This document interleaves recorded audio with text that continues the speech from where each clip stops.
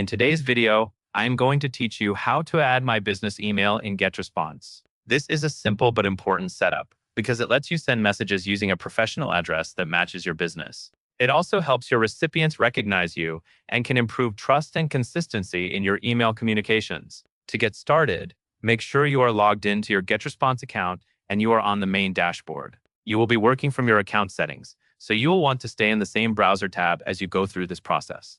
First, go to the top right corner of the page and find your profile icon. This is usually a small circle or avatar. Click that profile icon to open the profile menu. In the list of options, select emails and domains. This is the area where Getresponse manages the addresses you can use for sending, along with any domain-related settings. Once you are on the emails and domains page, look for the email addresses tab. This tab shows the sending addresses that are already connected to your account. On this same screen, find the button that says Add Email and click it. This opens the form where you will enter the information for your business email address. Now, enter the details carefully.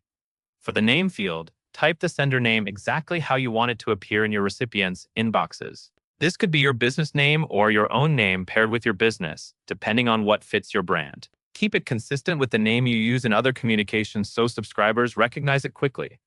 Next, in the email field, type the business email address you want to add.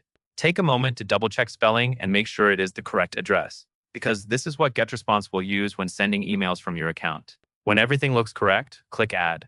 After you submit it, Getresponse will add that email address to your account, so it can be used as a sender option in your email marketing and other messages. And that is all there is to it.